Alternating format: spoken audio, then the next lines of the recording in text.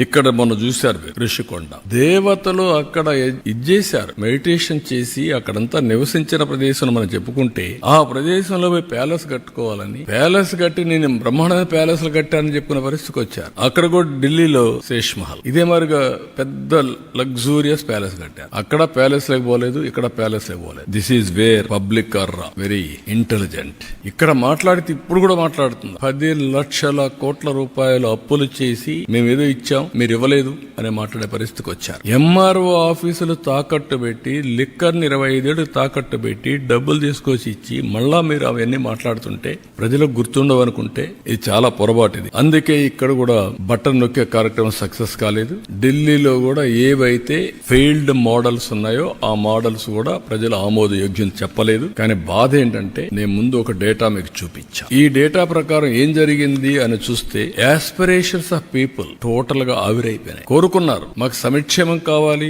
అభివృద్ధి కావాలి, ఉద్యోగాలు కావాలి అని కోరుకున్నారు. ఓటేసిన పాపానికి వీళ్ళు వాళ్ళ భవిష్యత్తునే కాటేసే పరిస్థితికి వచ్చారు. వాల్యూ ఆఫ్ టైం నిన్న రాదు, ఒక సంవత్సరం టైం పోయినాక రాదు. విలువైన కాలాన్ని పోగొట్టుకున్నాం. దాన్ని రికవర్ చేయాలంటే ఇంకా చాలా సమయం పడుతుంది. విధ్వంసం చేయడం చాలా సులభం.